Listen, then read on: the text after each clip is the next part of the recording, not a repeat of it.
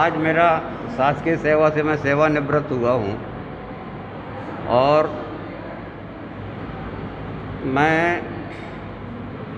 वैसे देखा जाए तो मेरा पूरा एजुकेशन छतरपुर ज़िले का ही है। मेरा बेसिक एजुकेशन जो हुआ था ग्राम खड्डी पहाड़ा में हुआ था। मेरा मिडिल स्कूल मैंने वहाँ से पास किया।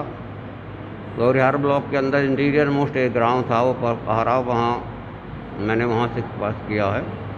इसके बाद मैं 9th में आ गया था छतरपुर, फिर BSc तक छतरपुर में रहा। BSc के साथ 75 वर्ष में 1975 में मेरा PMT में चयन हो गया और ग्वालियर मेडिकल कॉलेज में PMT के बाद सिलेक्शन के लिए चला गया। प्रशिक्षण के बाद 1983 में मेरी पोस्टिंग हुई। वहाँ 1 साल में मेडिकल कॉलेज ग्वालियर में मैंने एज ए जूनियर लेक्चरर कार्य किया। इसके बाद मेरी लोक सेवा आयोग से चयन होने के बाद मेरी पोस्टिंग गौरिहार हो गई। वहाँ मैं सन 84 से लेकर के सन 94 तक रहा और उन 10 सालों में जो मैंने कार्य किया वो मेरा कार्य का सबसे उत्तम पीरियड था। वो मुझे जनता की जो सेवा करने का जो ज़्यादा सही अवसर मिला वो तो गौरिहार क्षेत्र का है, क्योंकि वहाँ कहीं से रास्ते नहीं थे, रोड नहीं थे, नदी नाले बने हुए थे।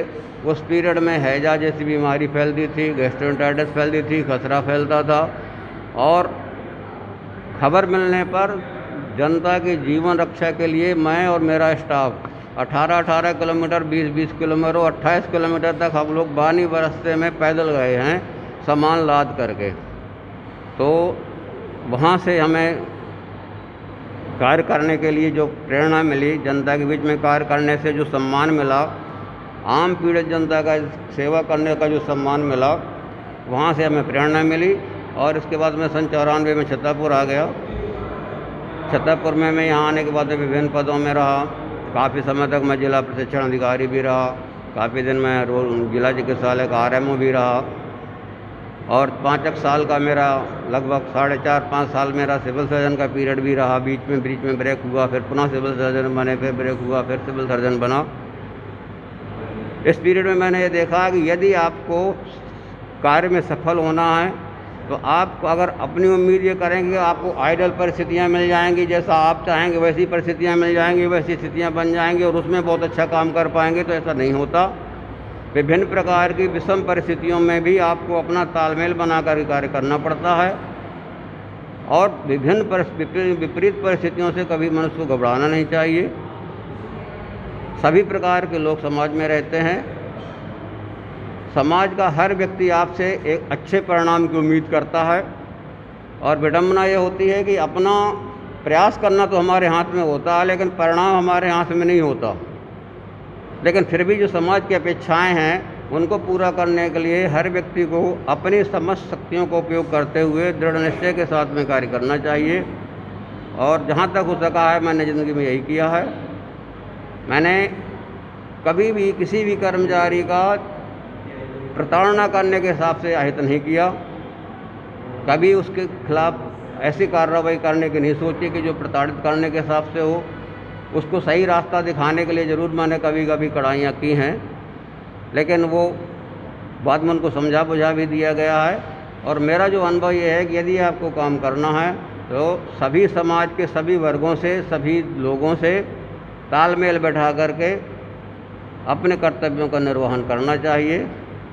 अब मैं इन सब कार्यों में कितना सफल हुआ ये तो आप लोग भी देख रहे हैं। आप लोगों का ज़्यादा अच्छा उसका बता सकते हैं, स्टेटस विवेचना कर सकते हैं, लेकिन मैं अपने समझ में मैंने अपनी तरफ से अपनी सामर्थ्य भर अच्छे से अच्छा कार्य करने का प्रयास किया है और आगे भी मैं समाज के लिए कुछ ना कुछ करता रहूँगा। सर, एक डॉक्टर के नाते ऐसे अवसर भी आपको मिले हैं कि सबसे ज़्यादा खुशी हुई है, ऐसे पल भी नहीं? देखिए, डॉक्टर के नाते तो खुशी के पल बहुत मिलते रहते हैं, समय बहुत मिलता है, ऐसे वक्त बहुत ऐसे मिलते हैं जहां आपको डॉक्टर बनने का गर्व महसूस होता है। जब किसी व्यक्ति की आप प्राण रक्षा करते हैं तो यदि उसके जीवन का आप प्रयास करते हैं बचाने का और फिर वो बच जाता है तो उसका बदले में जो उसकी सद्भावनाएं और दुआएं आपके साथ में आती हैं वो उसकी मूल्य की कोई तुलना नहीं कर सकते हैं। मुझे अभी कुछ दिन पहले की याद है, ये गौरीहार की तो पुरानी घटनाएं बहुत सी ऐसी हैं जिसमें गर्भवती माता को लोग बैल 4 पाई में लाद करके नदी से तैर करके लाए थे। उसको उल्टी दस्त की बीमारी हुई थी और वो कहीं से भी गौरीहार से बाहर आने के रास्ते नहीं थे। 35 किलोमीटर खड्डी लवकुश नगर पड़ता है। लवकुश नगर के पहले गौरीहार के लिए कोई साधन नहीं था। दूसरी तरफ में 2 नदियाँ क्रॉस करके मटौन जाना पड़ता था। वो 22 किलोमीटर है, 22 किलोमीटर तक जाने का कोई साधन नहीं था। और उसकी जीवन रक्षा के लिए जो मैं 24 घंटे लगभग उसके पास बैठा रहा। हर आधा घंटे में मेरा मकान था, क्वार्टर जहाँ मैं रहता था, और उसके बदले में जो उन परिवार के लोगों को द्वारा मुझे दुआएं मिली और जिस प्रकार से उन्होंने अस्त्र पूरे तो उससे जब उनके मैंने डिस्चार्ज किया ठीक होकर के, तो जो उनके चेहरे पे खुशी थी वो मैं भूल नहीं पाया। छतरपुर में भी बहुत ऐसी घटनाएं घटित हुई जिसमें अभी कुछ दिन पहले आए SNCU में अचानक मेरा पहुंचना हो गया और बच्चे की एकदम से सांस बंद हो गई थी। मैंने वो एंडोट्रैकियल ट्यूब डाल करके उसका इंट्यूबेशन करके CPR भी किया, पॉजिटिव प्रेशर रेस्पिरेशन भी दिया। ईश्वर की कृपा से उसकी सांस लौट आई। कुछ ट्यूबरकुलर मेनिंजाइटिस के मरीज आए जो 4 महीने तक भर्ती रहीं बच्चियाँ, और 4 महीने बाद वो ठीक होकर के गई। एक बहुत गरीब घर की लड़की थी, बहुत गरीब घर थी, 11-12 साल की होगी। बहुत दिन के बाद में 3 साल के बाद वो आई। माधगंगा के रहने वाली थी, मुस्लिम बच्ची थी, और वो लाई तो 1 पाव के लगभग वो सिंघाड़े लेकर के आई थी। बोले सर आपकी वजह से मैं आज जिंदा हूँ। ये मेरे पास ये 1 पाव सिंघाड़े और मेरे लिए उसके मतलब उसकी कीमत नहीं आंक सकते आप कितनी थी। उसके भाव जो थे, जिन भावों के साथ में वो 1 पाव सिंघाड़े मेरे लिए लेकर के आई थी, वो सुदामा के चने के बराबर से कम नहीं थे। उनका मूल्य वैसे ही था। डॉक्टरों के लिए क्या संदेश आप देना चाहेंगे? संदेशों डॉक्टरों के लिए मेरा ये संदेश है कि दृढ़ निश्चय के साथ में आम जनता के जनहित में कार्य करें, जनता से मरीज से बहुत मधुर व्यवहार करें, अपने कर्तव्यों के निर्वहन में किसी प्रकार की कोई भी कोताही ना बरतें, और ये ना सोचें कि मैं कोई एहसान कर रहा हूँ। देखिए जनता आएगी वो तो आपसे विभिन्न प्रकार की अपेक्षाएं लेकर के आती है, और वो अज्ञानी भी होती है, उसको ज्ञान भी नहीं होता उस विषय का।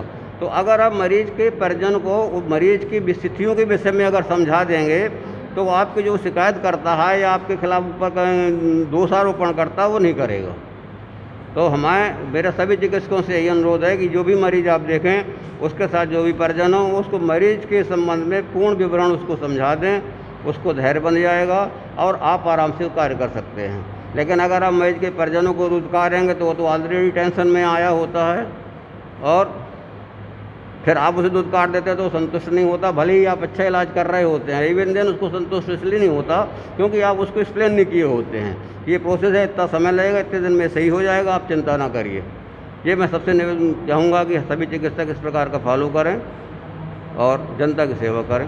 जी सर, अब आपका शासकीय कार्यकाल पूरा हो गया है, अब क्या आगे क्या सोचा है स्वास्थ्य सेवा? आगे के बाद भी मैं चिकित्सक के तो बना ही रहूँगा और चिकित्सक का कार्य करता रहूँगा। मैं शिशु रोग विशेषज्ञ हूँ। कुछ समय विश्राम करने के बाद मैं अपने क्लिनिक स्टार्ट करूँगा।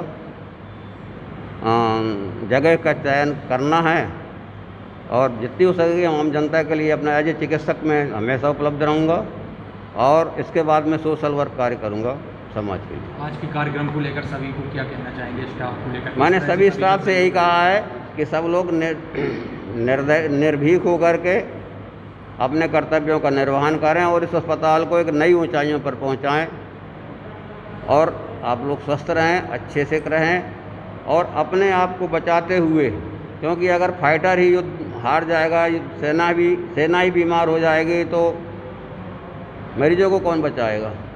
तो आप कोरोना योद्धा हैं, कोरोना का पीरियड चल रहा है, अपने आप को बचाते हुए मरीजों की सेवा करते रहें। यही मेरा संदेश है उनके लिए।